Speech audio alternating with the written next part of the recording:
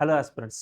இன்னைக்கு கிளாஸ்ல வந்து பார்த்தீங்கன்னா, குரூப் 1 மெயின்ஸ் ப்ரிப்பரேஷன் கிளாஸ்ல நாம வந்து ரூரல் பாவர்ட்டி, அன்எம்ப்ளாய்மென்ட் அதேபோல வந்து பார்த்தீங்கன்னா, செல்ஃப் ஹெல்ப் குரூப்ஸ். ஸோ இந்த டாபிக்ஸ் எல்லாமே வந்து பார்த்தீங்க அப்படின்னா, கவர் அப் பண்ணியிருந்தோம். சரிங்களா? ஸோ இதுல இந்த மகளிர் சுய உதவி குழுக்கள் வந்து பார்த்தீங்க அப்படின்னா, ரொம்ப முக்கியமான தலைப்புன்னு சொல்ல முடியாது. பட் கேட்கக்கூடிய கொஸ்டின் வந்து ரொம்ப லிமிட்டடான கொஸ்டின். இந்த மகளிர் சுய உதவி குழுக்கள் வந்து பார்த்தீங்கன்னா, பெண்களுக்கு என்ன என்ன செய்திருக்கு? அவங்களோட கான்ட்ரிபியூஷன் என்ன அப்படின்றது தான் வந்து பார்த்தீங்கன்னா, மேஜரா கேட்க முடியும்.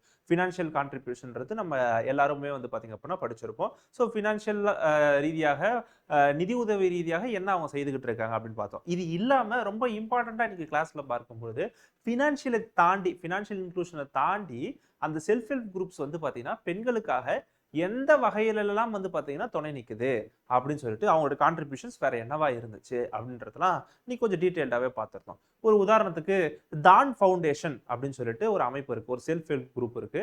மதுரையில செயல்பட்டுக்கிட்டு இருக்கு. ஸோ அவங்க வந்து பார்த்தீங்கன்னா டொமஸ்டிக் வயலன்ஸ் பெண்களுக்கு எதிராக நடக்கக்கூடிய டொமஸ்டிக் வயலன்ஸ் வந்து பார்த்தீங்க அப்படின்னா அந்த நேரத்துல பெண்களுக்கு வந்து பார்த்தீங்க அப்படின்னா உறுதுணையாக நின்று டொமஸ்டிக் வயலன்ஸை எதிர்க்கிறாங்க. இப்படி இவங்க செயல்படும் பொழுது மதுரையோடைய கிரைம் பியூரோ ரெக்கார்டு படி 22% வந்து பார்த்தீங்கன்னா இந்த டொமஸ்டிக் வயலன்ஸ் வந்து மதுரையில் குறைஞ்சிருக்கு அப்படின்னு சொல்லிட்டு தடுக்கப்பட்டிருக்கு அப்படின்னு சொல்லிட்டு குறிப்பிட்டிருக்காங்க. ஸோ இது ஒரு எக்ஸாம்பிள் எடுத்துக்கிட்டோம். நெக்ஸ்ட் வந்து பார்த்தீங்கன்னா சம ஊதியம், சம வேலைக்கு சம ஊதியம் அப்படின்றது ரொம்ப முக்கியமான ஒரு ஆஸ்பெக்டா பார்க்கப்பட்டுச்சு. ஜெண்டர் ஈக்குவாலிட்டியில வந்து அது முக்கியமான ஒரு கான்செப்டா பார்க்கப்பட்டுச்சு. ஸோ அதற்காக வந்து பார்த்தீங்கன்னா பெண்களுக்கு துணை நின்ற ஒரு அமைப்பு வந்து பார்த்தீங்கன்னா மைரதா MYRADA அப்படின்ற ஒரு அமைப்பு வந்து ஒரு செல்ஃப் ஹெல்ப் குரூப் வந்து கூட துணை நின்றுச்சு. ஸோ அப்படின்றத குறிப்பிட்டிருந்தோம். ஸோ இது போல உதாரணங்கள் குறிப்பிட்டு என்னென்ன மாதிரியான செல்ஃப் ஹெல்ப் குரூப்ஸ் வந்து எப்படி பெண்களுக்கு வந்து சப்போர்ட் பண்ணியிருக்காங்க அப்படின்றத இன்னைக்கு கிளாஸ்ல வந்து நம்ம பார்த்துருந்தோம். ஒன்று. ரெண்டாவது வந்து பார்த்தீங்க அப்படின்னா அன்எம்ப்ளாய்மெண்ட் வந்து எந்த வகையில வந்து பார்த்தீங்கன்னா ஊரகத்துல இருக்கக்கூடிய வறுமைக்கு வழிவகுக்குது. ஸோ அப்படின்றத சார்ந்து அதை வந்து அந்த கேப்பை வந்து பார்த்தீங்க அப்படின்னா குறைக்கிறதுக்கு என்ன பண்ணணும். ஸோ இதுவுமே வந்து பார்த்தீங்க அப்படின்னா பார்த்துருந்தோம். ரூரல் அன்எம்ப்ளாய்மெண்ட்ன்றதை தாண்டி ஒரு ஒரு மிடில் இன்கம் ட்ராப்லயே வந்து பாத்தீங்க அப்படின்னா ஊரக பகுதிகள் மாட்டிக்கிட்டு இருக்கு. பெரும் அளவுல விவசாயங்கள்ல ஈடுபட்டாலும் அதன் மூலியமாக பெரும் லாபங்களை ஈற்ற முடியவில்லை அப்படின்றது ஒரு பிரச்சனையா இருக்கு.